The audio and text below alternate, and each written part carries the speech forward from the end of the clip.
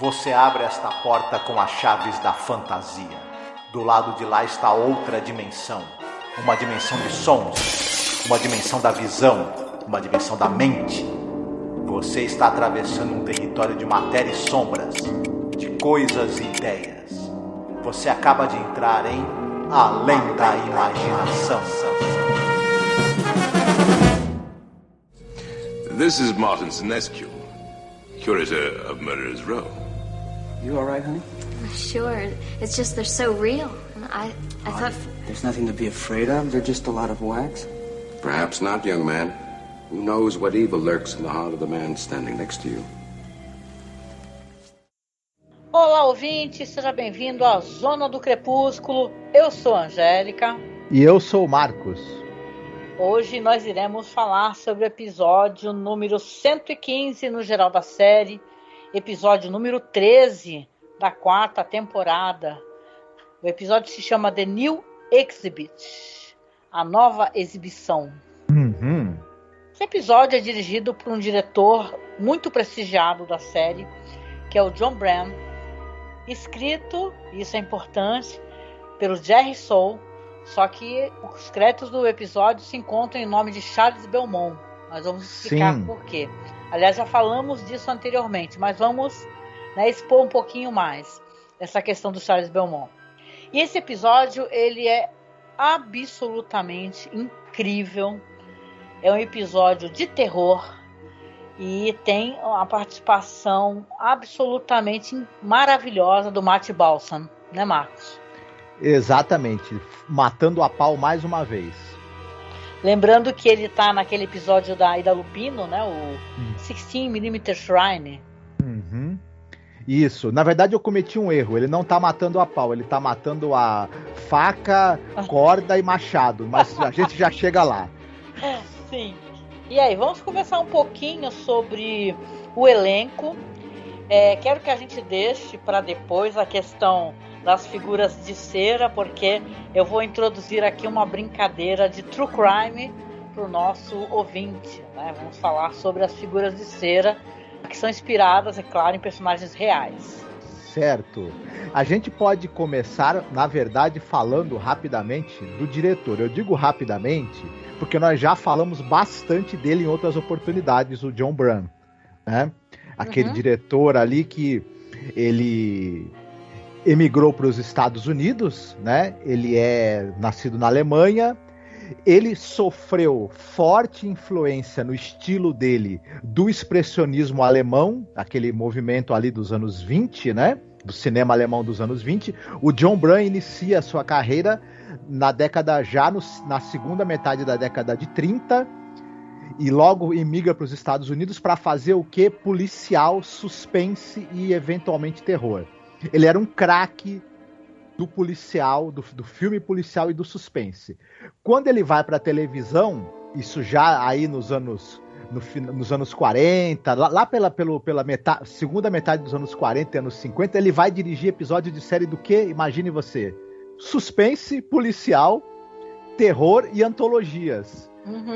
Um dos mais importantes diretores desse gênero na TV americana. O cara dirigiu muitos episódios do Alfred Hitchcock Apresenta, vários episódios que são reputados entre os melhores. Dirigiu episódios da série Thriller, que são reputados entre os melhores pelos fãs da série. Dirigiu episódio de Cidade Nua. Adivinha, entre os melhores episódios que essa série tem, o público que é fã de Cidade Nua, são do John Byrne. Então, onde o cara botava a mão, aí, em Além da Imaginação, alguns dos episódios preferidos são os dirigidos por ele. Ou seja, onde tinha histórias de suspense, de histórias de crime, histórias com temática mais lúgubre, mais, né, horrorífica, e ele botava a mão, dava certo pra caramba, o cara era craque, e aí nessa história aqui não é diferente, pronto. Sim, ele dirigiu, por exemplo, o Mirror Image, que é o episódio do qual a gente começou o nosso projeto, né? Isso, falando de animação. Dirigiu Judgment Night, que é um episódio incrível, gente, do cara que ele vai ter aquela noite assim, onde ele vai ser submetido várias vezes às mesmas coisas, né? É um caso de crime, de guerra, né? E também um dos episódios que são muito legais aqui, que é o Shadow Play, né? Que é outro episódio também que tem essa coisa circular, né? De retorno de eventos, né? Só com personagens diferentes. Isso. Time Enough at Last, por exemplo. Tem. Né? Enfim, o cara acertou bastante. Ele fez um outro episódio menor, né? Também. Mas, assim, ele acertava... Quando ele acertava muito. Aí, a gente pode continuar. O grande destaque do elenco é, né? Claro, o Martin Balsam. Sim. Ele tinha feito alguns anos antes o Psicose, né? Ele é o detetive particular que é esfaqueado na famosa cena da escada de Psicose. E a cara de espanto que ele faz antes de morrer entrou para a história do cinema e não será esquecida nunca, né? A gente vai ter oportunidade de ver a capacidade que o Martin Balsam tinha de fazer caras de espanto inesquecíveis também nesse episódio. E ele era um cara assim, muito ligado. Ele é um sujeito que ele, na verdade, começou a carreira dele na televisão e aparecendo em séries nos teatros televisionados. Era uma presença comum em séries policiais. Ele participou da série do Ellery Queen, estava em alguns episódios do Playhouse 90, esteve em Alfred Hitchcock Apresenta, Cidade Nua, Além da Imaginação, óbvio, porque quando a pessoa participa da série Além da Imaginação, vira ponto alto da carreira dela, não tem como, né? Sim. Além de muitas participações também no cinema. É uma carreira longa, uma carreira muito prolífica. Nos últimos anos da vida produtiva dele, ele se mudou para a Itália e fez diversas participações em filmes e na TV italiana que eu vergonhosamente não vi nenhum para poder comentar, né? Sim. Mas ele era um cara que, assim, ele aparecia em cena, ele chamava a atenção e ele roubava a cena, né? Onde quer que ele se metesse. Então era meio que o Rod Serling gostava dele, eles se conheciam. O Rod Serling tinha grande admiração pelo trabalho dele e por isso que ele apareceu 2 vezes, né? Em Além da Imaginação, no maravilhoso episódio que tem a Ida Lupino, né? O 16mm Shrine, que no caso desse episódio, ele, por mais que seja um bom ator, é engolido por ela, né? Mas tem uma participação marcante também.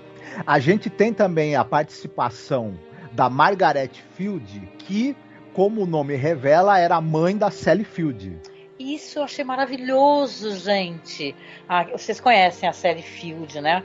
É uma atriz tão famosa de filmes, sabe? Ela ficou muito famosa por causa daquela série da Noviça Voadora, né? Tem um filme com ela que eu amo, eu sempre menciono, que é Flores de Aço. Adoro, assim, é um filme assim que é sobre mulheres. O nome, né, já diz, são mulheres que são flores, né? Olha as aspas aí, né? Mas elas são incríveis, mulheres solistas, né? Amo a Sally Field, é incrível ela. Ela teve uma carreira nos anos 40 e início ali dos anos 50, com participações menores no cinema.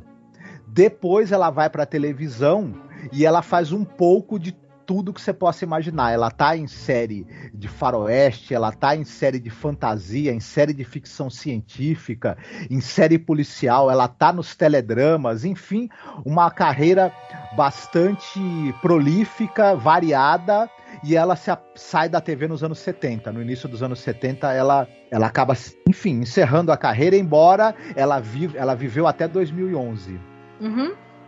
Nossa, que atuação, assim, ela passa todo incômodo da situação, né? É muito maravilhosa, a mãe da Sally Field aí. A gente tem também o cara que é o dono do Museu de Cera, onde o personagem do Martin Balsam trabalha, né? Que é o Ernest Ferguson. Ele é vivido por um ator chamado Wilco Luva.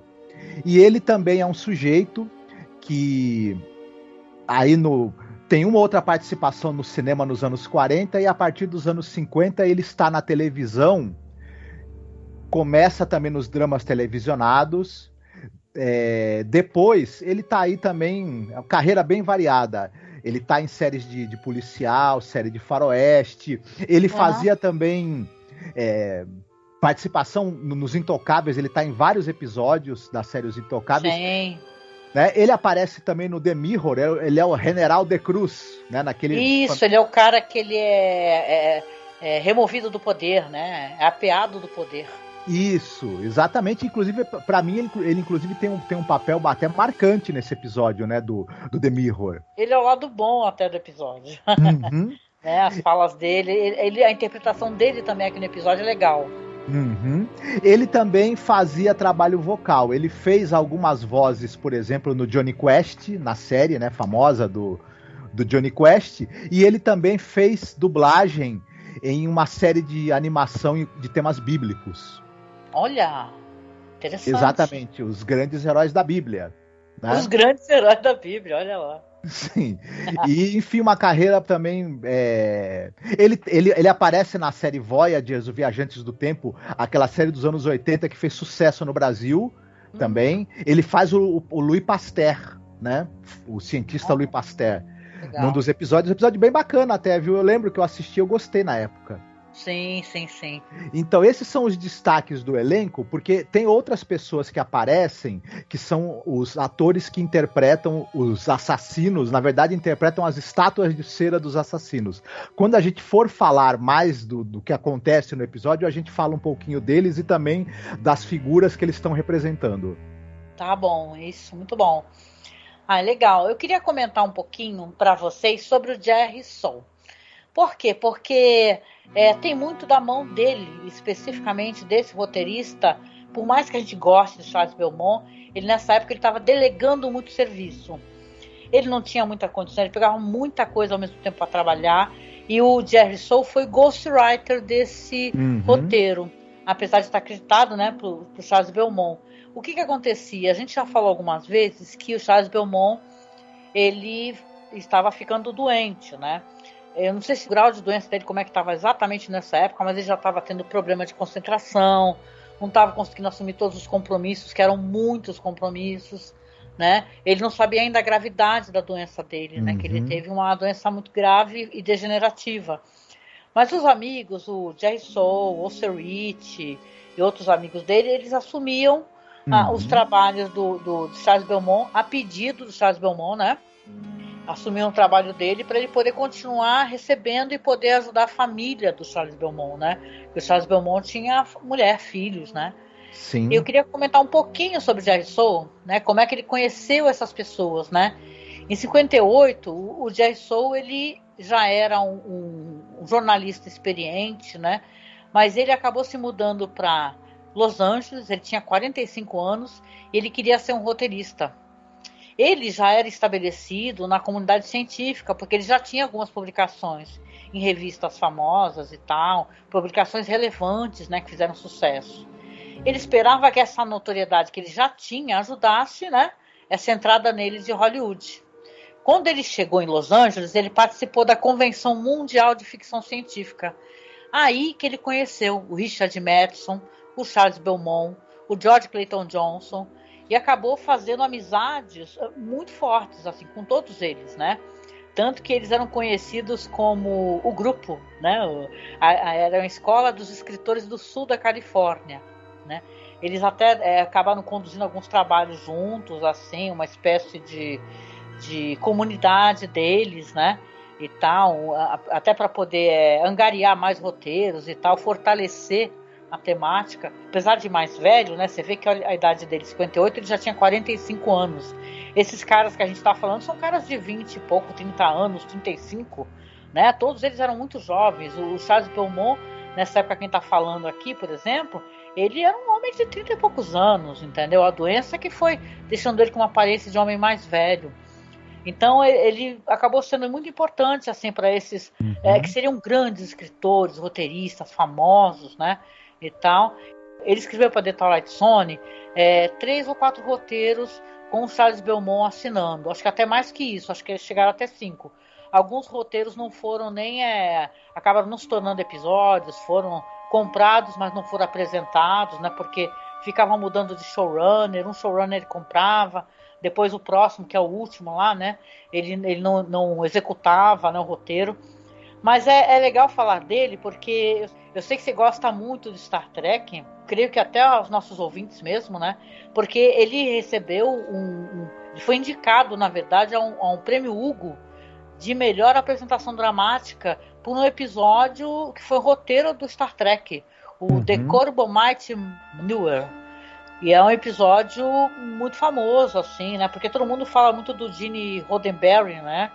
E tal, mas o Jerry Soule, ele é um cara importante, também participou de Star Trek, assim, e de outros roteiros para outras coisas. Ele, inclusive, tinha uma mão muito legal para terror, né? Ele participou de séries, por exemplo, ele era um fã de H.P. Lovecraft, aquele filme Die Monster Die, né? Tem um roteiro dele. Ele fez uma adaptação de The Color Out of the Space, Lovecraft, The Crimson Cult. Ele se afirmou mesmo, assim, como um roteirista para Hollywood e tal, um cara muito relevante, né? Sim. E é interessante falar dele porque contra essa associação dos escritores da América, que uma outra pessoa, que um roteirista de televisão, ele utilizasse um ghostwriter, né? Vamos chamar assim, uma outra pessoa, e ele só colocasse o nome dele. Era tanto que isso daí ficou, o Jerry Soule, ele não podia falar sobre isso. Isso saiu num livro daquele cara que é maravilhoso. Gente, procurem, né? Você que for leitor de inglês ou esteja escutando a gente em outro país, né? Tem o livro The Twilight Zone Companion, do Mark Scott Zicree. A gente já falou algumas vezes, né? Que é um livro de... Acho que aqui diz que é 92, mas acho que é a segunda edição, né? E ele fala sobre essa história, que ele não podia contar. Que ele fez esse favor para o Charles Belmont porque era ilegal. Entendeu? Sim. E aí ele tinha o sindicato dos escritores, dos roteiristas, né? Mas aí depois, bem mais velho, ele pôde falar sobre isso e teve os créditos finalmente, né? Os direitos dos créditos para ele, né? A gente entende, né? A questão do Charles Belmont não é uma coisa que de maneira nenhuma fira a imagem que os fãs desse roteirista têm, porque ele é um cara que estava sofrendo, estava ficando doente, né? Ele era obrigado a pegar muito trabalho, né, ainda por cima. Sim. Mas ele teve a força dos amigos, né, para ajudá-lo. Essa coisa do ghostwriter é um negócio interessante da sindicalização que meio que proibia o uso do ghostwriter, mas é um negócio curioso. Os roteiristas mais conhecidos, por exemplo, Charles Belmont é um exemplo, Richard Matheson e outros. Quando o cara já estava estabelecido na televisão, ele costumava fazer o seguinte: ele pegava um conto de uma pessoa pouco conhecida que queria começar a trabalhar na TV, adaptava o conto do cara, ou então pegava uma história dele e dava para um amigo roteirizar como ghostwriter. A produção da série de TV que fosse receber o roteiro sabia, o sindicato não podia saber. Se o episódio dava certo, a produção da série começava a contratar o cara que foi ghostwriter para assinar também. Era um jeito dos mais jovens irem entrando na televisão. Sim. Só que no caso do Charles Belmont, quando ele estava doente, o que ele fazia? Ele pegava o contrato, usava um ghostwriter, mas a própria produção da série não podia saber, porque na verdade ele acabava não fazendo nos últimos tempos nenhuma parte do trabalho, na verdade. Ele apenas pegava o contrato e outra pessoa desenvolvia integralmente. Sim. Ou partia de um argumento dele e desenvolvia o roteiro na íntegra. E aí, né, para poder, como você mesma falou, o dinheiro poder ser revertido para 4 filhos ele tinha para sustentar, né? Exatamente. Não, e nesse caso aqui, só para o ouvinte saber, The New Exhibit realmente teve o Charles Belmont falando o que ele queria, quais as ideias, entendeu? Mas tiveram roteiros que ele não opinou e tal, ele não tinha condições, né? Inclusive alguns do próprio Jerry Soule mesmo, né? Mas esse aqui ele falou o que ele tinha ideia. Agora, algumas questões, como por exemplo, mais pra frente a gente vai falar disso, das imagens de cera se movendo, etc. Aí foram coisas com o feeling do Jerry Soule, né? Exatamente. Muito legal, gente. E é isso, vamos lá então pra gente poder comentar, fazer sinopse, pra poder falar de outras várias coisas que a gente tem pra falar sobre o episódio. Vamos. Queria só fazer aqui, dar uma última pincelada. A gente aqui é um podcast de cinema, né? Então a gente fala sobre isso, cinema, nossas referências, muitas são cinematográficas, né? E o cinema sempre apresentou essa questão, estabeleceu, inclusive a literatura, né?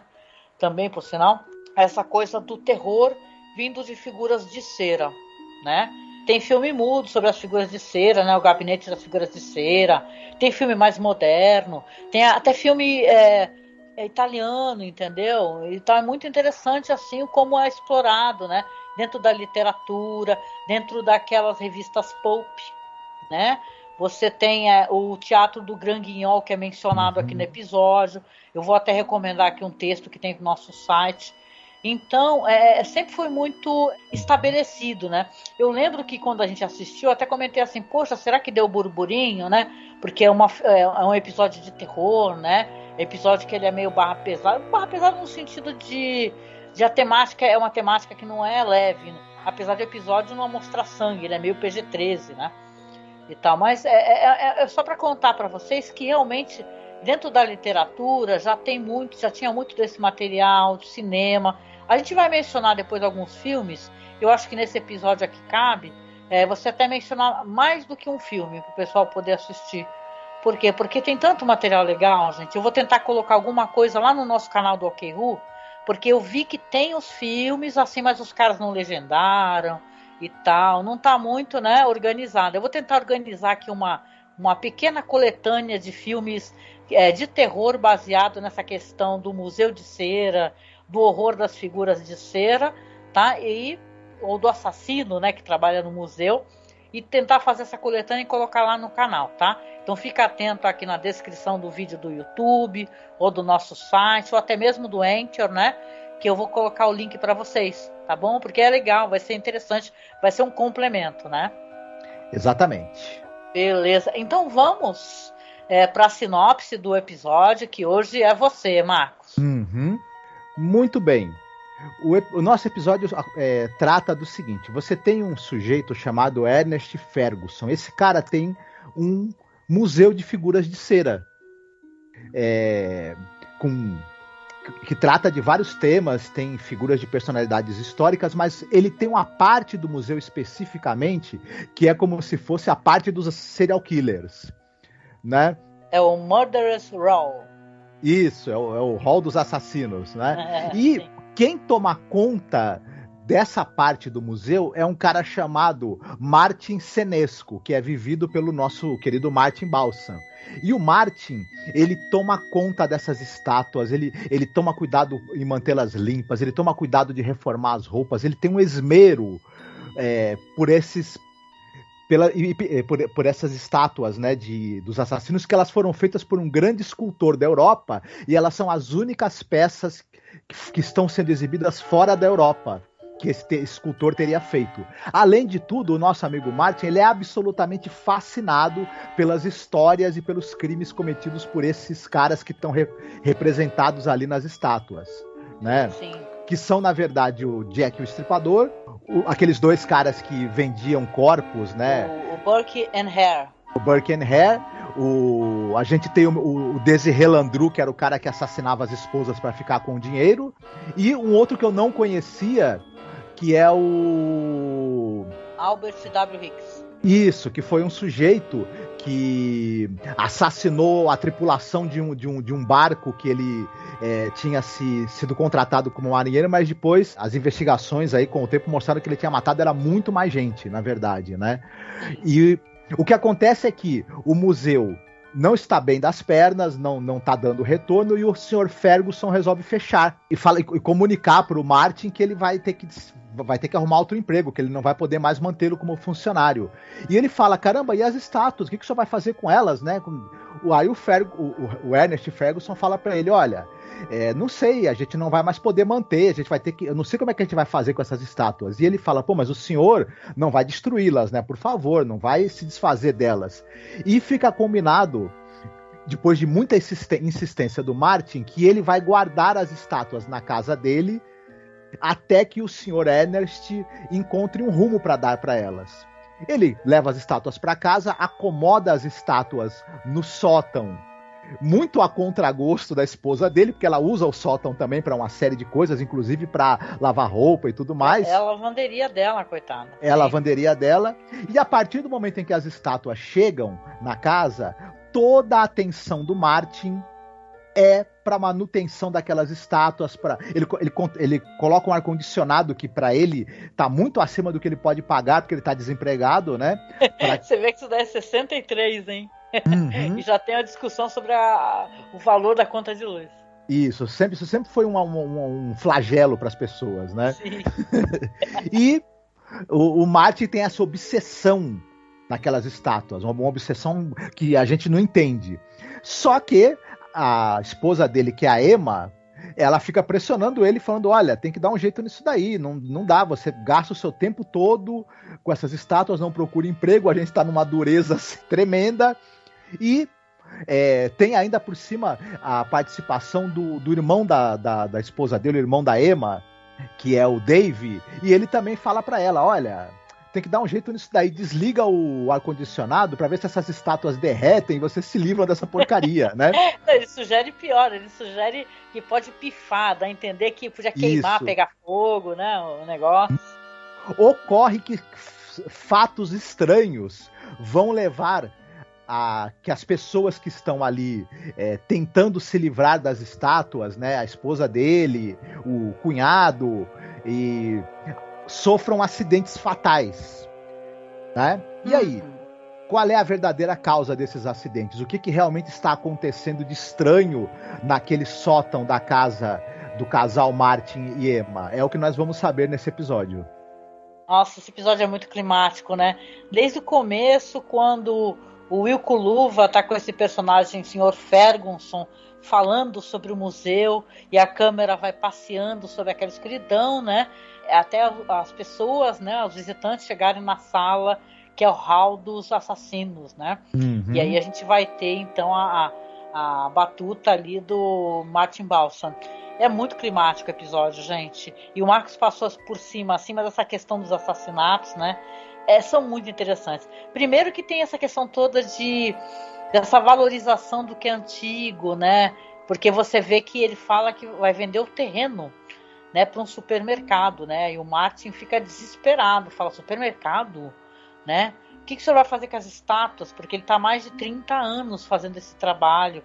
E apesar deles não terem enriquecido com isso, ele faz isso de trás para frente, de olho fechado. Ele já tem até a brincadeira, isso é importante, né? Porque ele vai mostrando para os visitantes, vai contando as histórias dos assassinos, mas na hora que ele chega no Jack Estripador, tem um botão que ele pisa com o pé assim, e aí mostra que se move a mão, né? Esse episódio é um episódio que ele deixa o espectador com mais dúvidas do que certezas. Eu acho isso ótimo. Tem gente que não gosta, a gente é super fã do Brian, lá do Brian Duran, do Twilight Zone Vortex, né? Que é um ótimo blog sobre a série, mas ele deixa o espectador com muitas dúvidas, porque você é apresentado ali pelo personagem do Martin, que ele está visivelmente obcecado, né? A esposa dele, coitada, né? A Emma, ela vai ter que começar a ir para a lavanderia dela com aquelas figuras de cera assustadoras, né? E o diretor faz questão, né? A fotografia de dar closes nos rostos, né? Das figuras de cera o tempo todo, o que são pessoas visivelmente paradas, né? Paradinhas para parecerem figuras de cera. Isso tem um propósito na história. Recordar para vocês aquele episódio que a gente tem, que já fizemos há um tempão, não lembro o nome corretamente, mas aquele da Vila Silenciosa, tu lembra? Uhum. E que o cara chega e tá todo mundo parado também. É o mesmo sistema que é feito aqui com essas pessoas vestidas, né, fingindo ser estátuas, né? Eles pegam algumas imagens que são fotografias, né, e outras assim as pessoas paradas mesmo, mas você sabe como é que funciona. A pessoa tá parada há muito tempo, dá uma leve tremidinha, né, e tal, né? Uhum. O que pra mim tem uma graça, isso é muito fofo, porque ninguém consegue ficar paradinho, né, estando vivo, né? A gente se mexe, aleluia, né, nem que seja bem pouquinho. Mas o negócio é que o episódio é muito eficiente, né? Porque você vai sendo levado a essa trama toda, a esposa começa a brigar com ele, aí ela vai falar com o irmão dela, o irmão dela fala, pelo jeito foi pedir dinheiro emprestado, né? Tava chorando, inclusive, porque eles não têm nem dinheiro nem para comer, e tem que pagar o ar-condicionado das estátuas, né? Aí, ou seja, quando ela volta para casa com as compras, o Martin fala, você falou que não tinha dinheiro, né? Ela fala, eu fui no meu irmão, né? Aí ela começa a brigar com ele e fala assim, eu quero essas... Que o irmão sugeriu, né? Eu quero essas estátuas fora daqui. Ou elas ou eu. Não tem condições da gente ficar aqui, a gente não tem dinheiro nem para comer, você está desempregado e você quer deixar o ar-condicionado ligado para as estátuas, né? A gente está passando por perrengue aqui, não tem condições, né? E você vê que eles estão super... O casamento deles, que eles visivelmente estavam muito bem, né? Foi abalado por essa questão das estátuas aí, né? Eu gostei muito desse episódio e eu acho ele primoroso sob diversos aspectos, né? Não querendo voltar no que a gente já comentou, mas olha, a cena inicial em que, como você mesma falou, tem o Will Kuluva apresentando o museu, e depois quando vai para a parte dos assassinos e a gente vê o tour que as pessoas fazem guiados pelo personagem do Martin Balsam. Essa cena, o Martin Balsam ele domina, ele gera todo o interesse, todo o horror e toda a expectativa que essa cena nos traz. Apesar da ótima fotografia e condução do John Bram, é impressionante como esse ator, o Martin Balsam, ele era magnético, e a quantidade de sensações que ele consegue provocar com a gente, na gente, com a atuação dele. É muito bom. Depois, quando você tem o diálogo em que o Ernest, né, vai falar pro seu funcionário, pro Martin, que vai ser fechada o museu e que ele não vai poder mais ficar e tudo mais, os ângulos escolhidos, a forma como você tem, como a câmera se movimenta para gerar o interesse nesse diálogo, são detalhes assim, tipo, quando ele vai falar pro cara que o museu vai fechar, o Ernest tá sentado de lado para não olhar pro rosto do Martin, né? E quando ele precisa que o Martin comece a aceitar isso daí, ele vai, se aproxima e começa a olhar ele de frente e a tocar no ombro dele. Aí quando ele volta a tentar convencer o cara de que não tem jeito, tem que fechar, ele volta a ter uma postura que ele fica de lado sem olhar pro cara. Essa marcação desse diálogo tão bem feita, tão bem conduzida, é coisa desse diretor, que esse diretor, ele é realmente um cara que ele tem um olho para fazer com que cada cena do episódio se torne interessante, cada diálogo, cada plano que ele filma seja pleno de significado e ajude a contar a história. O John Bram era um craque mesmo. E ao longo do episódio, a gente vai cada vez mais vendo a maneira como as estátuas são filmadas, para gerar na gente essa dúvida, né, que a gente logo vai ser envolto numa dúvida do que está acontecendo ou não, e como ele planta essa dúvida e alimenta essa dúvida durante todo o episódio. Olha, é muito bacana. Com toda certeza, sim. Queria até aproveitar que você falou das estátuas para fazer aqui o bloco True Crime, né? Vinhetinha. Os assassinos de cera estão entre as criações mais assustadoras dessa série e, claro, são um destaque aqui nesse episódio, né? E o crédito dessa eficácia pertence, é claro, aos artistas que deram vida, né, entre aspas, a estes personagens de cera. Você quer falar um pouquinho sobre eles? Os atores que fazem o Desiree Landru, o Jack o Estripador e o Burke e o Hare, eles eram todos atores que eles eram extras. Eles faziam pequenas pontas como extras em tudo que é série de televisão que você possa imaginar. E eles também tiveram muitas participações como extras em diversos episódios de Além da Imaginação. O Parsons, se eu não me engano, ele aparece em mais de 60 episódios da série. Sim. A única exceção é o cara que faz o Albert W. Hicks, o Bob Mitchell. Ele não era ator, ele era roteirista. Ele tem roteiros em diversas séries, e aí pegaram ele ali pra fazer essa ponta como uma das estátuas dos assassinos, mas ele não era ator, ele era roteirista. E os outros, como eu falei pra você, eram extras ali com participação em 1 bilhão de séries, né? Mas ficou tão bom, né? Queria até falar um pouquinho, justamente começando aí pela figura de cera, que é o assassino, o serial killer, o Albert W. Hicks, né? Que é interpretado aqui pelo Bob Mitchell. Esse Hicks, o assassino, ele tinha sido programado, na verdade, para ser a única figura de cera na história que o Charles Belmont tinha elaborado para o episódio. E na história original, o Hicks ele ganha vida dentro do museu e comete assassinato. Aí seria diferente. Depois ele retornaria ao pedestal para permanecer indetectável, né, pela polícia, né? Agora, falando sobre o assassino, ele está entre os assassinos mais infames da história americana. A notoriedade dos crimes dele foi diminuindo com o tempo, né? Até devido, eu creio, ao próprio Jack Stripador, né? Sim. Tem um livro chamado Psycho USA, né, de 2012, que observou que até a década de 1960 o Hicks ainda era considerado um dos assassinos mais infames da história.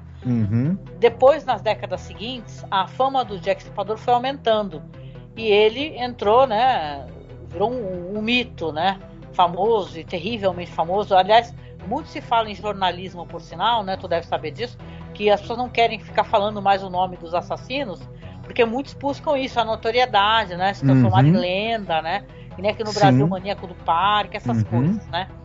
Sim. O lance é que ele é um cara que ele nasceu em 1820, teve uma vida de trabalho duro ali como filho de um fazendeiro em Gloucester, em Rhode Island, fugiu de casa jovem e acabou caindo numa vida de crimes que variava ali entre pequenos furtos e até, inclusive, assassinatos de aluguel, né? Ele entrava e saía de reformatórios, prisões durante a maior parte da vida dele. O que resultou foi que ele acabou se transformando num misantropo muito violento e mais tarde se auto-aplicou o rótulo de pior homem que já viveu, né? Ele jurou durante a vida vingança contra toda a raça humana, né? Ele nem era megalomaníaco, né? Ele embarcou na vida de pirataria, uma série de roubos e assassinatos no mar que culminou com um massacre que acabou por significar a sua destruição, né? Ele ficou sabendo de um barco de ostras, o E.A. Johnson, supostamente carregando uma grande soma de dinheiro e procurando marinheiros. Ele ganhou passagem como primeiro imediato, sob o nome de William Johnson, e a tripulação era composta por 3 outros homens, o capitão George H. Burr e 2 jovens marinheiros que eram irmãos, o Smith e o Oliver Watts. Uma vez que o navio chegou no mar, o Hicks acabou esquartejando os 3 homens com machado e jogou os corpos no mar. Acabou recolhendo o dinheiro e navegou de volta para a costa em um navio separado. O que houve é que o navio foi descoberto por outro navio em março de 1860, coberto de sangue. As testemunhas rapidamente identificaram William Johnson como Hicks e os detetives rastrearam o assassino até Providence, Rhode Island, e o prenderam, né? Ele foi acusado de pirataria e em vez de assassinato porque não haviam corpos para apresentar como prova. E porque se pensava que era a acusação mais fácil de levar um veredito de culpado. E ele acabou pegando uma sentença de morte, né? No final, ele proclamava ali a própria inocência durante todo o julgamento e depois acabou sendo condenado à forca, né? Pouco antes da execução dele, o Hicks cedeu e escreveu uma confissão detalhada dos seus crimes, alegando ter assassinado quase 100 pessoas. A execução dele foi descrita como tendo uma atmosfera carnavalesca para rivalizar com as celebrações de 4 de julho. Ou seja, olha só o clima, né, Marcos? Ele foi enforcado dia 13 de julho de 1860 na ilha de Bedloe. O nome dele acabou se tornando sinônimo de pirataria e assassinato. E ele foi assunto de muitas baladas sobre assassinato. Relatou-se muitas aparições após a morte dele.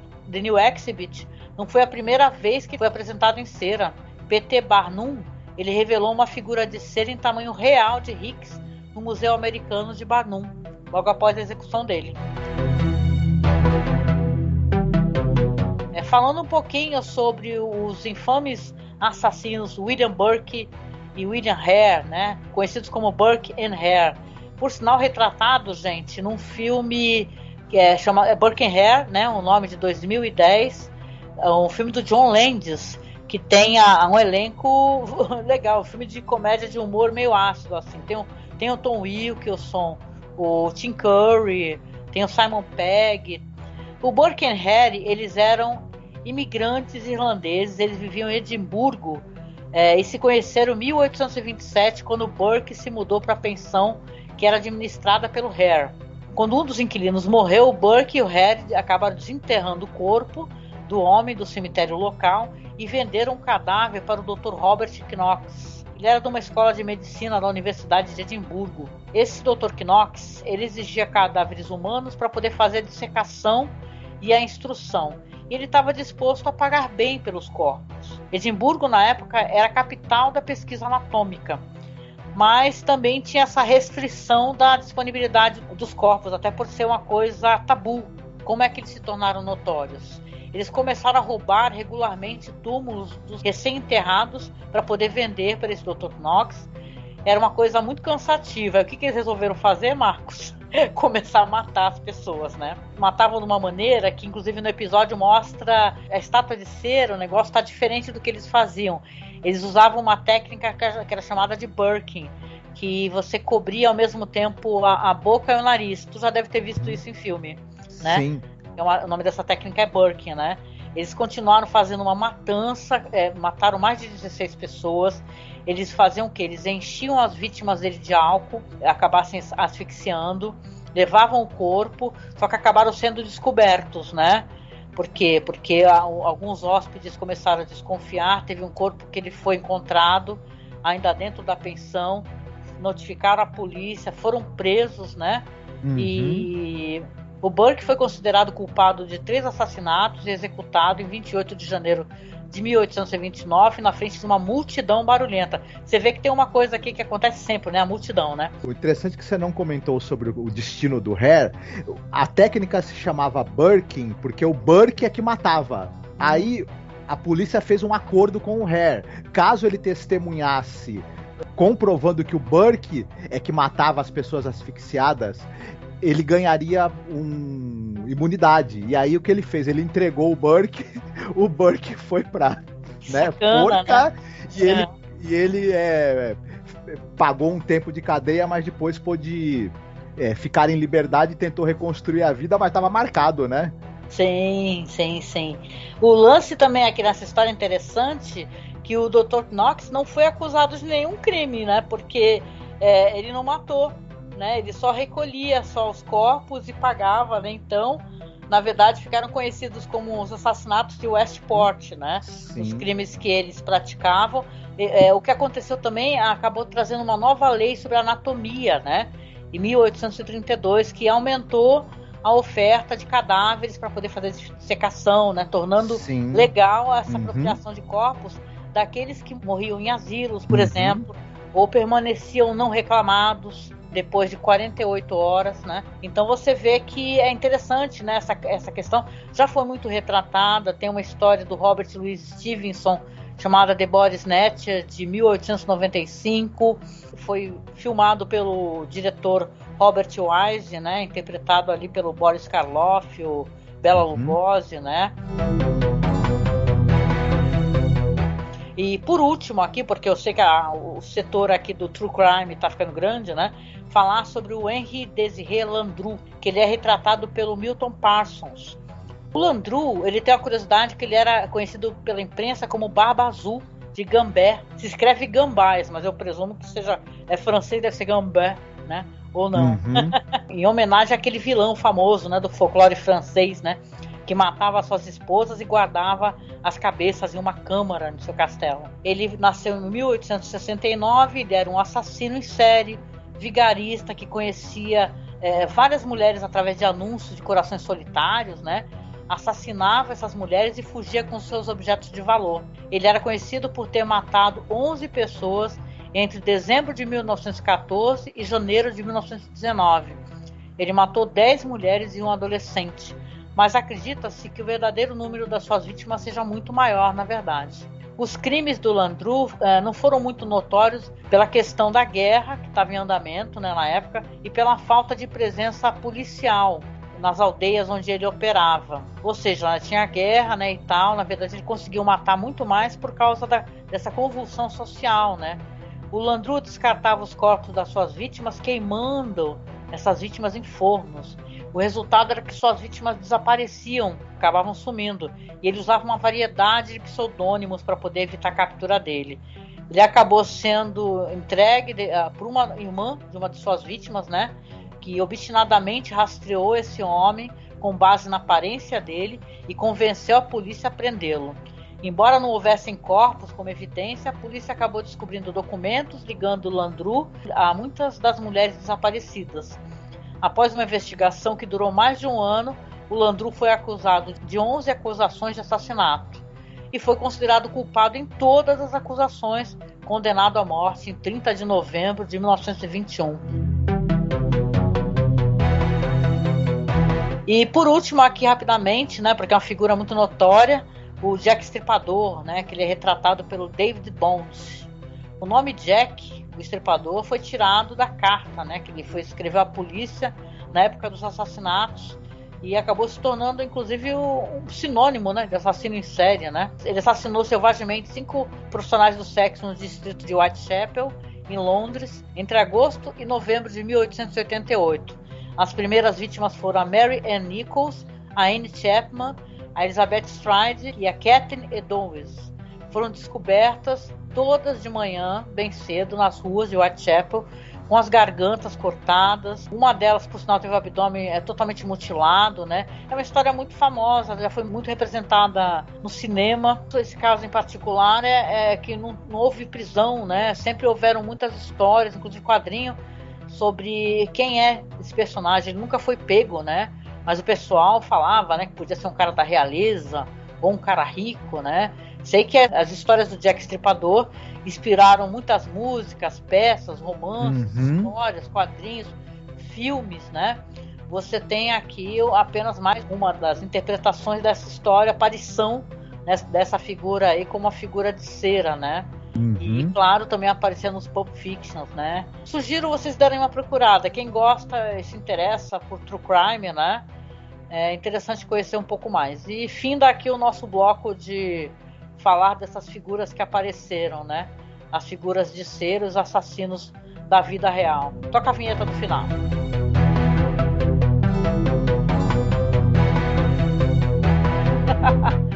É isso, né, Marcos? Voltando aqui ao episódio, depois desse longo, né, a parte que eu fiz aqui. Como eu disse, tem muito mais perguntas do que respostas, né, relacionadas a esse episódio. Você vai ter aí o personagem que você vai ver que a mulher dele desce no meio da noite, creio que com intenções de desligar o ar-condicionado, talvez fazê-lo entrar em curto, não se sabe. Porém, quando ela está se aproximando do interruptor do ar-condicionado, o que acontece? Muito bem, ela pisa ali naquele botão que tem no chão, né, ali no pedestal da estátua do Jack, que a gente viu no início do episódio, que se você pisa ali, o braço dele se move como se ele fosse esfaquear alguém, né, que era uma coisa que eles usavam para assustar as pessoas durante a apresentação das estátuas de cera.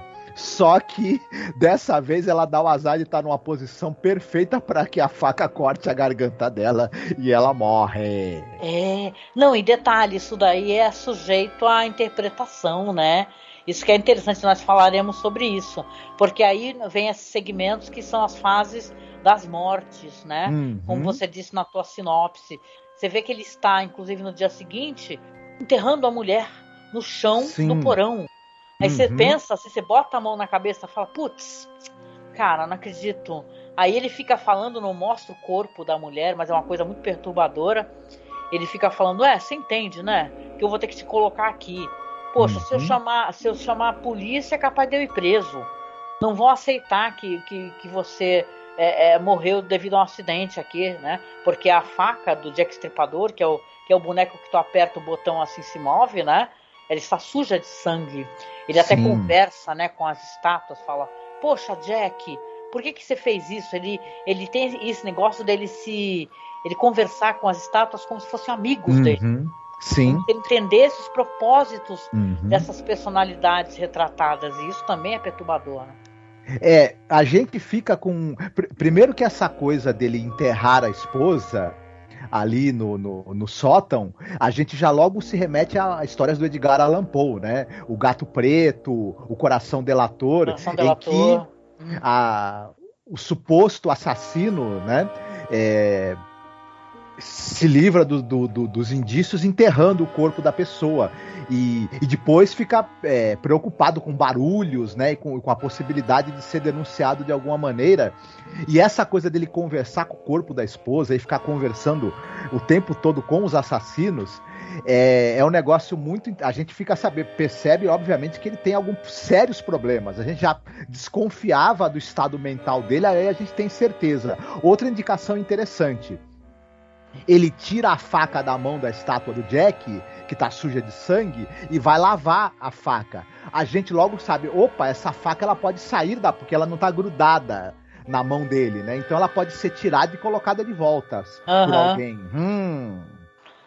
Nossa, né? Porque você não vê o sangue, né? Mas você entende que a mulher tá caída enquanto ele tá fazendo o buraco. Aí no dia seguinte ele tá lá, terminou o buraco, passando cimento. Parece que entra um vizinho, inclusive, fala: nossa, que maravilhosas essas estátuas aí. Poxa vida, você não quer abrir para exibição? Eu posso trazer minha mulher aí? Aí o Márcio fala: não, porque a gente vai viajar, né? A gente vai fazer outra coisa, não sei se vou estar em casa, se né? Fala pro cara, dá a entender pro cara que não está disponível, né? Para outras pessoas analisarem. E aí você vê que vai chegar uma pessoa, que é uma pessoa que não gosta dele. Você falou muito bem, ele tem muito de Edgar Allan Poe, né? Porque você vê no Coração Delator, por exemplo, que o personagem está o tempo todo perturbado, escutando o barulho, né? Na verdade, um barulho que está dentro da cabeça dele, né? E você tem aqui o irmão da vítima, que é a esposa dele, a Emma, e ele chega falando: vim aqui visitar minha irmã. Cadê minha irmã? Ela foi visitar minha irmã. O Martin fala, né? Foi visitar tua irmã? Primeiro ele fica batendo na porta, né? E quer entrar pela garagem, só que o Martin não deixa. Aí ele recebe o cara pela cozinha. Aí ele não cai nessa história, né, Marcos, irmão dela, né? Ele acha muito estranho, porque ele tinha combinado com ela, com a irmã, de que ela iria desligar ou causar algum defeito no ar-condicionado. Durante a noite as estátuas iam ficar danificadas e o Martin ia acabar sendo convencido a se livrar delas. Quando ele chega e ele fala que realmente ele ia se livrar das estátuas, ele decidiu, ele pensa: poxa, ela desligou o ar-condicionado, então as estátuas estão realmente com problema. Só que ele estranha primeiro do cara não ter atendido a porta pelo sótão, que foi onde ele bateu. Segundo, ele fala: pô, como é que o cara se livrou das estátuas? Porque elas foram danificadas pelo ar-condicionado, mas o ar-condicionado tá ligado até agora. E ele percebe também que o cara tá todo com a roupa de trabalho sujo ali, inclusive de resto de cimento e etc. E ele logo começa a juntar uma coisa com a outra. E a irmã dele não está. E o Martin fala que ela foi visitar a irmã dele. E meio que ele lembra que ele nunca tinha ouvido falar dessa tal irmã dele. E aí ele junta A com B e chega à conclusão que alguma coisa ruim aconteceu, né? Sim, o Martin manda ele embora. Fala: não enche meu saco, você vem pra minha casa faltar com respeito comigo, né? Porque ele fica suspeitando e falando das suspeitas dele. Vai embora, com licença. E o cara vai embora, só que o que ele faz? Dá a volta e entra pela garagem. É um cara até meio habilidoso, né? Ele consegue abrir a porta assim, usando um canivete, né? E aí, quando ele entra, ele vê no chão, passa a mão, vê que o cimento tá fresco, cheira, olha. Só que ele tá, enquanto isso, a gente que é espectador, ele tá aqui na ponta do sofá, né? Porque ele fica olhando pro chão e a estátua tá olhando para ele. E o primeiro assassinato foi ali do Jack Stripador. A estátua que, em teoria, tá olhando para ele, que você fica dando foco, close, né? O diretor fica dando close, é a estátua do cara da machadinha. O cara que matou os caras lá no navio, né? No barco, né?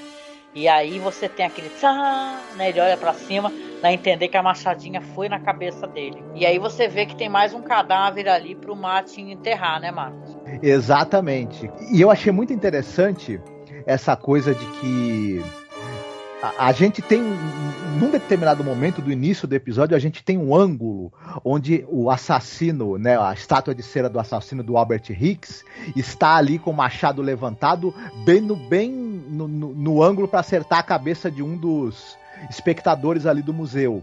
Depois você tem exatamente esse mesmo enquadramento quando está ali o pobre do Dave, né, que é o cunhado do Martin, né, e a gente não vê a cabeça dele sendo acertada, a gente só vê a cara de horror dele quando ele olha pra cima e ele vê o instante em que aquele machado está indo na direção dele. Uma coisa muito interessante, muito bem feita, quando tem o close na cara do Dave, sobe aquela musiquinha... E dá o fade out. E dá o fade out, aquela musiquinha do horror. Né? E a gente já sabe, mas ao mesmo tempo esse recurso tem um lado de um humor grotesco também. Ao mesmo tempo que ele assusta, pra gente um pouco desse exagero que tem no tom acaba ficando até de certa forma divertido também, né? Sim. E quem será o próximo a morrer, né? Uhum. É um misto das duas coisas e ao mesmo tempo tem a nossa dúvida, né? Que continua persistindo, apesar de tudo, se são as estátuas mesmo ou se na verdade isso tudo é a imaginação do verdadeiro assassino que pode ser o Martin, né? Deixa um pouco em aberto isso daí. Aí você tem logo depois na continuação o Martin tá numa cena que ele tá deitado, tá dando a entender por sinal que ele começou a ficar direto morando lá no porão, né? No porão, ele vai ficar lá. Aí alguém tá batendo na porta, aí ele abre, é o dono do museu que ele trabalhava, né? Que é o personagem lá, o Sr. Ferguson, que é dono do museu, né? E ele foi lá com ótimas notícias pro Martin. Ele fala pro Martin, eu tenho notícias maravilhosas para você, que ele conseguiu vender essas figuras famosas pro Museu de Cera de Marchand, em Bruxelas, né? No entanto, conforme ele vai falando, o Martin, você vê que ele tá relutante e ele fica mudando de assunto o tempo todo. Olha, o casaco da figura tal aqui tá precisando consertar. Poxa, minha mulher não arrumou, né? A Emma não arrumou. E o Ferguson, ele percebe que o Martin tá muito agitado, né? E pergunta, cadê a sua esposa? Onde é que tá a Emma, sua esposa, né? Aí ele fala assim, minha esposa saiu, né? E tal, né? E vê que ele está muito agitado e ele fala assim, vou preparar um chá para o senhor. E lá sobe então o Martin para poder fazer o chá, né? E aí você vai ter o close, isso é interessante, na figura de cera que é o Landru. Você vê que a figura está com a corda, né? O senhor Ferguson está ali medindo as estátuas, né? Porque ele falou que o museu precisava das dimensões certinho, ele precisava enviar, né? E tal.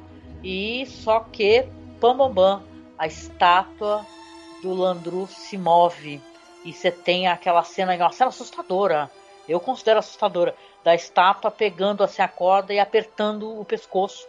Uma imagem muito rápida, não é uma imagem que se foca, né, na cena inteira, né, mas você tem toda aquela intenção da estátua apertando o pescoço do Sr. Ferguson.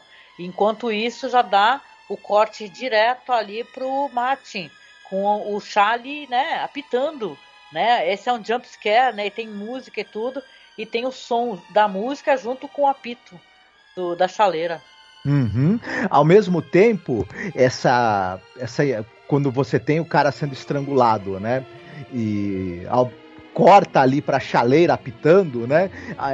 É uma quebra de tensão também, né? Você tá no máximo da tensão e você tem uma cena meio que acaba gerando um certo humor. E isso é usado muito no cinema. Quem não se lembra da cena do Drácula de Bram Stoker, por exemplo, em que a cabeça da Lucy Westenra é cortada, né, pelo professor Van Helsing, e logo em seguida tem a cena dele cortando um rosbife mal passado. Esse daí, na verdade, é legal o jeito que ele usou, porque é uma coisa mais enervante, né? Você tem a cabeça que você não vai ver a Lucy sendo decapitada, ou tem ela muito rapidamente, num frame só que aparece uma carne, né? Isso. Sendo cortada. E aqui aquela música, no caso aqui, aquela musiquinha do jump scare que sobe quando o cara vai ser estrangulado, ela logo já é engatada com o barulho da chaleira e tudo. É muito legal, muito divertido, funciona muito bem como quebra da tensão e pra história continuar andando, né, pra gente ir pra próxima cena de uma maneira interessante, gera uma conexão muito boa entre uma cena e outra, até porque esse episódio todo ele é muito bem conduzido. Os blocos ali sempre tem um elo de ligação entre um e outro que vai ou deixa a gente no clima de tensão ou quebra a tensão pra gente poder seguir a cena com outro clima que é necessário para a continuidade da narrativa. Olha, além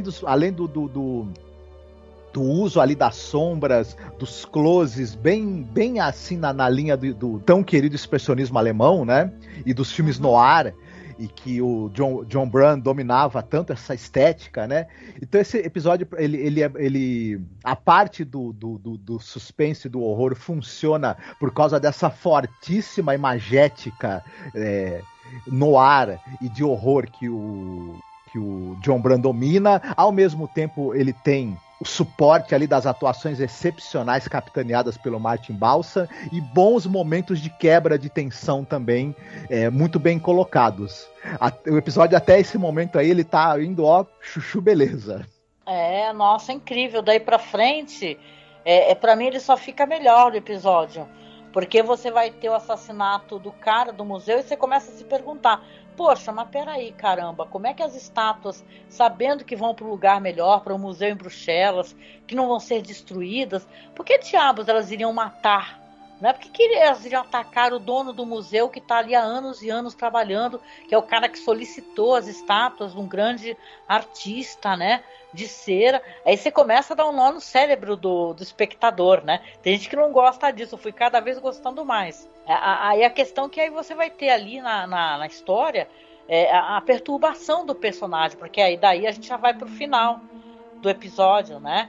Você tem ele desesperado, ele brigando, né, com as estátuas, falando, por que fulano, você fez isso comigo? E tal, poxa vida, como é que você pode matar a pessoa que é tão importante, que tratou vocês tão bem, né? Ele fala, eu vou agredir vocês. Ele pega um pé de cabra e ele tá planejando esmagar essas estátuas de cera. Mas de repente, aí, cara, que acontece? As figuras de cera saem dos pedestais e vão avançando para ele, alegando, você escuta as vozes, que ele assassinou a Emma, assassinou o Dave, assassinou o Ferguson. Ele escuta essas vozes na cabeça dele, as figuras se aproximando, né? Sim, elas meio que falam pra ele, né? Você que tava segurando a faca, você que tava segurando o machado, você que segurou a corda. E elas caem sobre ele, né? E a gente não sabe exatamente o que aconteceu, mas o que aconteceu certamente não foi bom para o Martin, porque na cena seguinte, aí o museu já foi inaugurado, né? O museu que tava lá em Bruxelas, né? O Museu Marchand. Isso, com a nova exposição em que as estátuas desses serial killers estão ali expostas, né? E a gente tem um guia do museu fazendo ali o tour pelos assassinos e pelas histórias dos assassinos representados pelas estátuas de cera, que antes o Martin é que cuidava. Inclusive, o ator que faz esse guia do Museu de Bruxelas é o cara que é o cara do hotel daquele episódio, né? A Most Unusual Camera, né? Inclusive, é o mesmo ator. Uhum. E tal, que é o cara é o mordomo ali do hotel Espertalhão, né? Que tenta ficar com o dinheiro pra ele, né? É muito legal, sim. É o último personagem. Assista esse episódio, gente, é muito divertido. E aí a gente descobre que aquele hall dos assassinos seriais representados em estátuas de cera ganhou um novo, né, nome, né, uma nova estátua. E é justamente a estátua do Martin, que teoricamente, né, teria matado sua esposa, o seu cunhado e o seu ex-patrão. E ele está ali, né, naquela pose segurando a pá, né, que ele teria usado para enterrar o corpo da esposa, e com aquele olhar vidrado, né, de assassino maníaco. Que é o próprio ator paradinho, né, brincando de estátua. Gente, é muito legal. Vem Rod Serling, né, falando que essa nova exposição, ela se tornou muito popular no Marchand, mas de todas as figuras, nenhuma causava mais pavor do que o Martin Lombard Senesco, né? E o próprio guia tá falando assim, que ele é um homem que matou a esposa, aí matou o cunhado, aí matou o patrão e tal, né? Imagina só se, né, hoje em dia, os caras fazendo estátua para Bolsonaro, que tá na conta dele, com toda certeza, mais de 400 mil mortos, né? Então isso aí é café pequeno, né? Mas voltando pro episódio aqui. Sim, não, mas a estátua dele teria que ser feita não com cera, mas com outro material que eu não vou falar aqui, mas vocês já sabem qual é, né? Pois é. E fizeram uma estátua dele, não sei se tu viu aí, uma coisa horrorosa. Como ele, né? O negócio é que você tem aqui um episódio incrível, excepcional, sabe, de terror, né? Que deixa muitas perguntas, né? Você fica pensando por quê?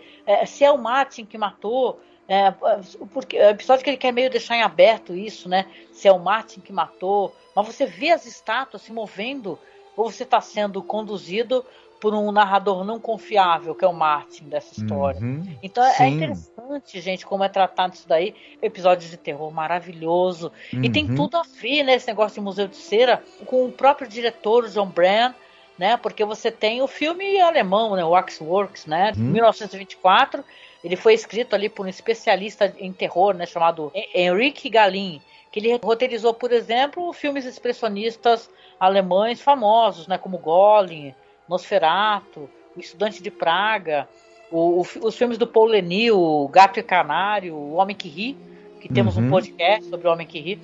Então é um episódio excepcional. Ele é uma mistura de expressionismo alemão com Edgar Allan Poe, sabe? E o que melhor que o terror pode ter, que é uma coisa de você morrer de medo quando você vê uma figura que ela se move, né? Isso se eu fosse uma menininha na época que eu comecei a assistir terror muito jovem, né?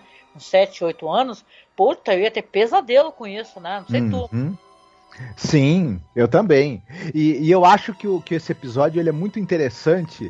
Ele, na verdade, o próprio episódio reproduz pra gente o que é essa coisa de você estar no Museu de Cera com as estátuas de assassinos, né? É claro que é tudo esse tour que as pessoas faziam explora, né, o sensacionalismo em cima do crime, da violência, em tom de farsa grotesca e ao mesmo tempo tem um componente ali de até bem humorado, porque é a possibilidade de você rir do horror que aquelas pessoas cometeram enquanto estavam vivas, né?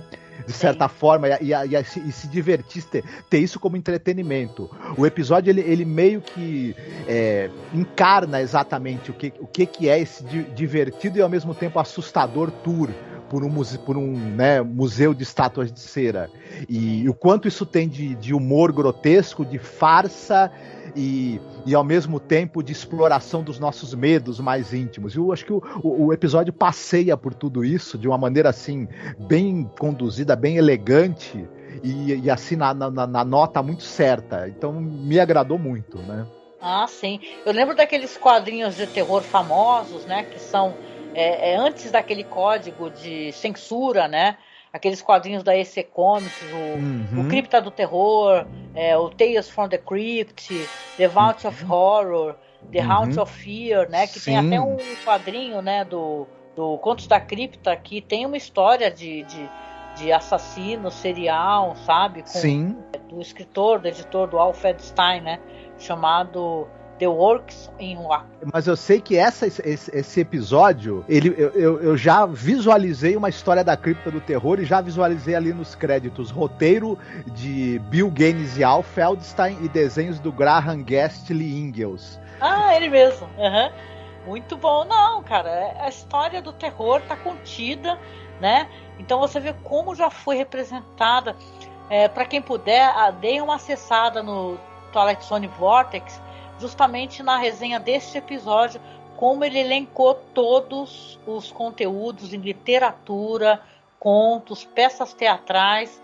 Esse cara é maravilhoso, é ele e um outro rapaz, você lembra do Brian, né? E tal, mas eles são muito bons, né? A gente costuma ler muito, também os textos deles, eles são incríveis. É muito legal, gente, é um episódio maravilhoso, é tranquilo, tá no top 5, tranquilo, muito bom. E aí, vamos então para a parte lá de recomendações? Vamos. Quer recomendar o que pra gente hoje, Marcos? Eu gostaria de eu vou recomendar rapidamente, não vou entrar muito em detalhes, que eu queria recomendar 4 coisas. Pode falar. Falando nos serial killers retratados nesse episódio, um deles foi o Landru. O Landru, ele tem um filme famoso que é o Monsieur Verdoux, que é um filme dirigido e estrelado pelo Charlie Chaplin, né?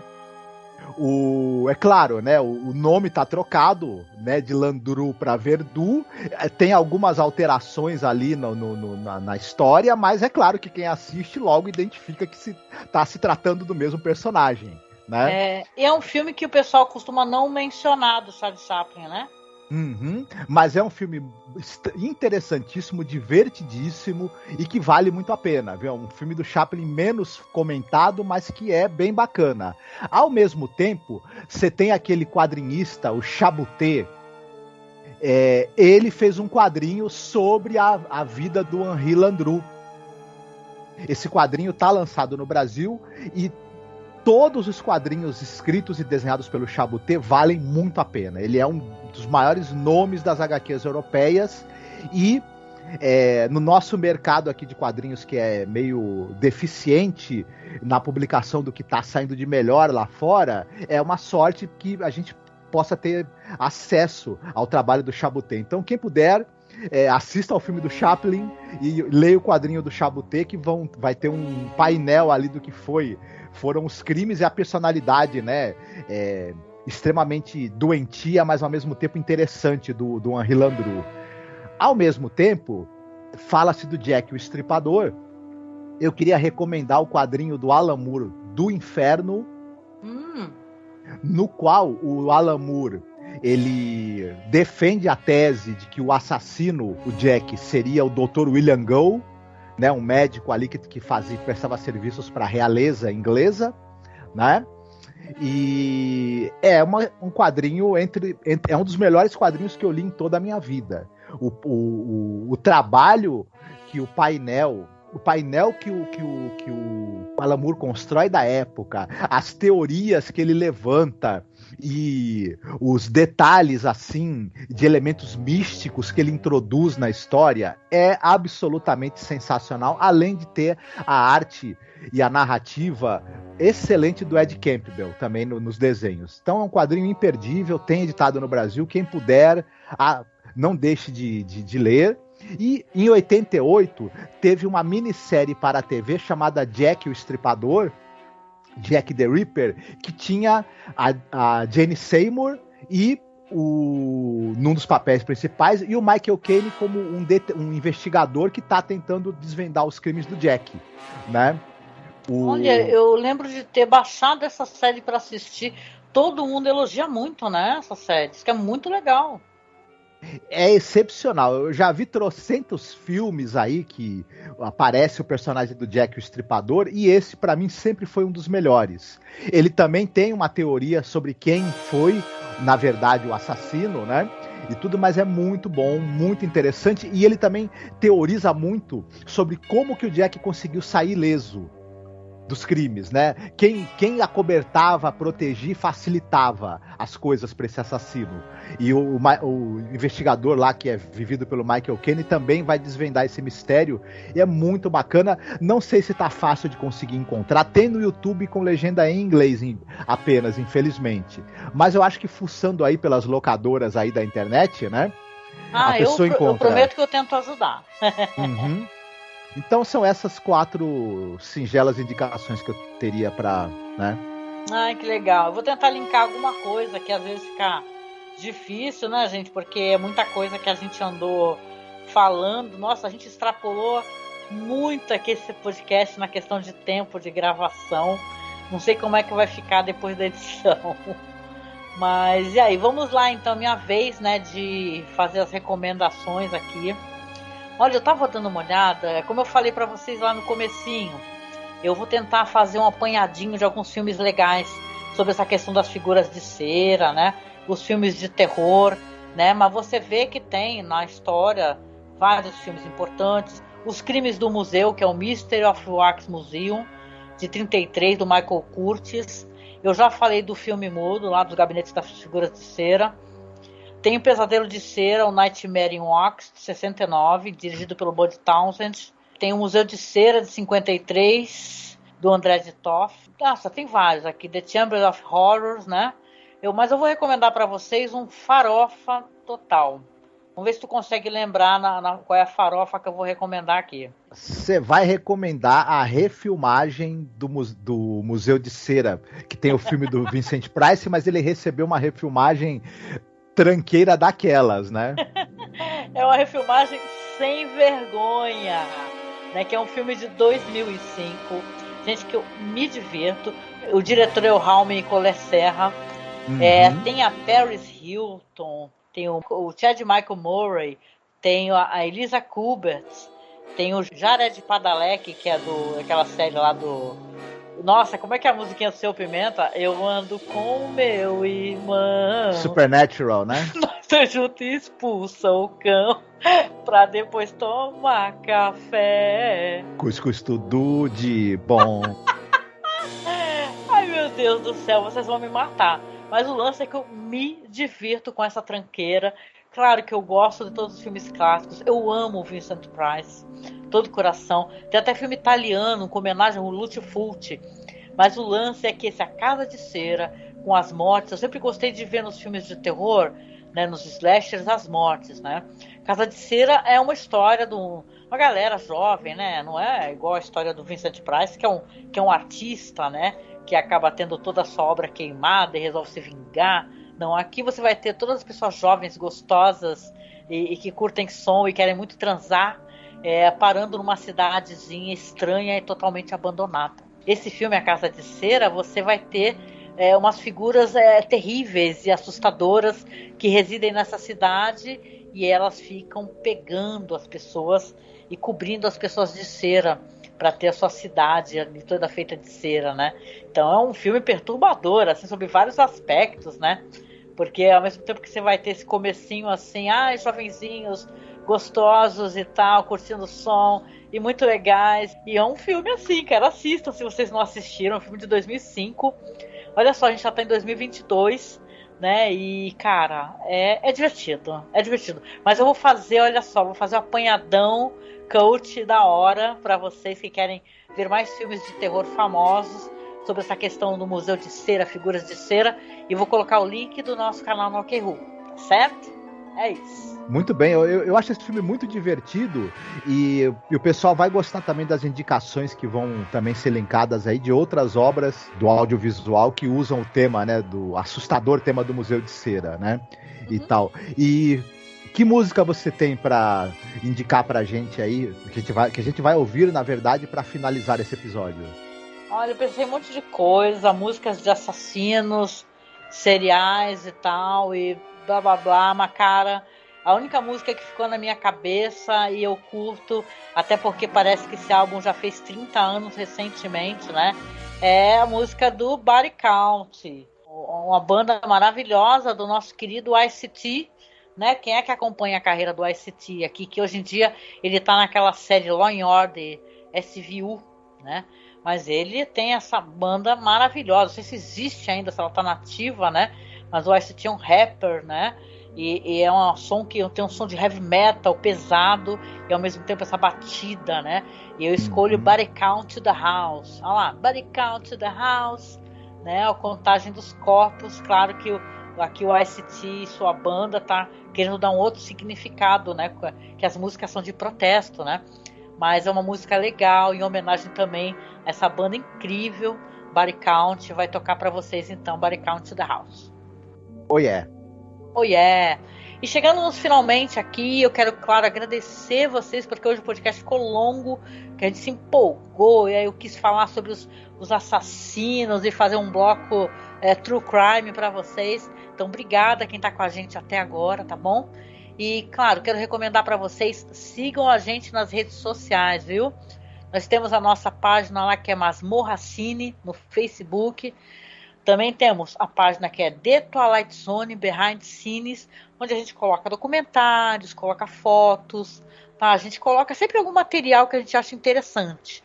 Tem o grupo do Facebook, que é Fãs de Além da Imaginação, onde nós estamos lá, eu, Marcos, né? Toda essa galera que curte Além da Imaginação e quer trocar figurinha, quer pedir link. Lá no nosso grupo, por sinal, tem todos os episódios, viu, gente? Tem o link pro canal do Telegram, tudo. Então acessem lá o grupo, entrem no grupo e procurem lá bonitinho, que tem até DVD pronto do Night Gallery, que eu fiz, que eu preparei, com legendas da primeira temporada. Temos lá no Twitter os perfis Masmorra_cast, que é o perfil do nosso site, né?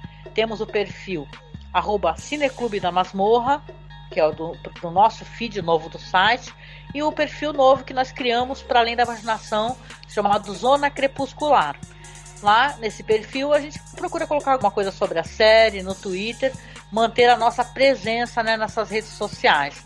No Instagram temos o perfil @masmorracine. E claro, gente, eu sempre recomendo e peço muito, se você puder, estiver escutando a gente, por favor, não ignore, tá, esse pedido que a gente está fazendo aqui. Se você tiver condições, faça um apoio pra gente, seja nosso padrinho, seja nossa madrinha. Nós temos uma conta lá no Padrim, né, já há muito tempo, muitos anos, onde a gente tem alguns apoios, né? A gente recebe esses apoios e com esses apoios a gente paga site, vê as despesas relacionadas ao podcast, ou então equipamento de gravação e por aí vai, né? Para a gente poder manter o podcast no ar, os nossos podcasts de cinema, por sinal. Então apoie a gente, tá? A gente tem perfil no Padrim e no Colabore Aí, tá? Se você tiver condições, nos apoie. Tem Pix também, tá logo abaixo na descrição. Se você puder, se você quiser mandar um Pix pra gente com apoio, a gente fica muito, muito grato, né? Sei que a situação tá difícil para todo mundo, né? Mas apoie, gente, apoie o seu produtor de conteúdo independente, né? Nós somos um podcast com mais de 12 anos online. Existimos falando sobre cinema, séries clássicas como Além da Imaginação. Então, se você puder apoiar a gente ou apoiar todo e qualquer produtor de conteúdo independente, apoie a gente, não deixe de apoiar, tá bom? E no mais, a gente só pode deixar aqui no final para vocês, saindo da zona crepuscular, um abraço muito apertado, se cuidem, tá? Vou deixar os filmes todos logo abaixo, aí não deixe de acessar o canal, viu, gente? E a gente se encontra aí no próximo episódio sobre Além da Imaginação. Fiquem bem, se cuidem, e olha, se matar meia dúzia de pessoas já é uma coisa pavorosa, imagine matar 600 mil, né? É terrível, gente. Pra refletir, né? Um beijo. Tchau, tchau. Fiquem bem.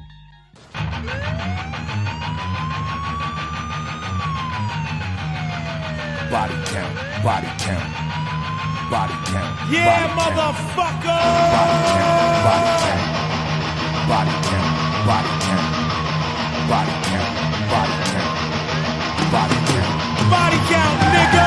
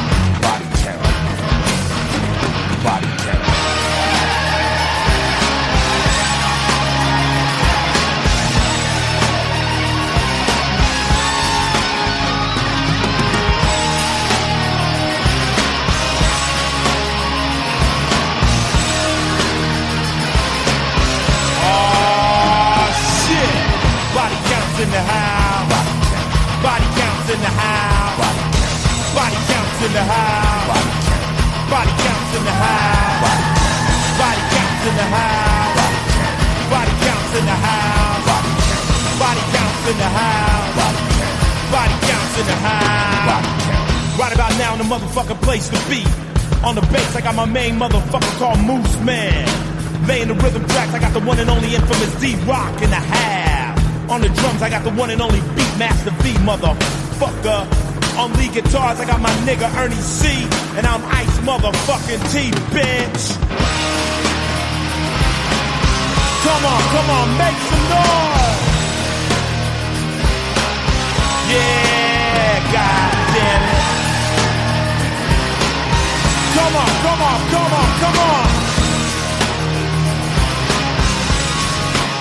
Come on. Body counts in the house. Body counts in the house. Body counts in the house. Body counts in the house. Body counts in the house. Body counts in the house. Body counts in the house. Body counts in the house. Yeah.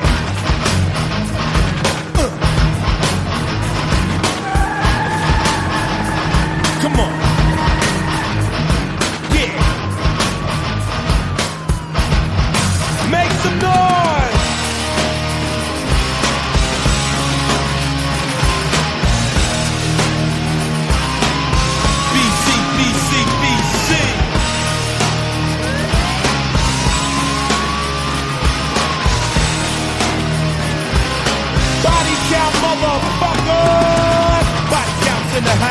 Body count.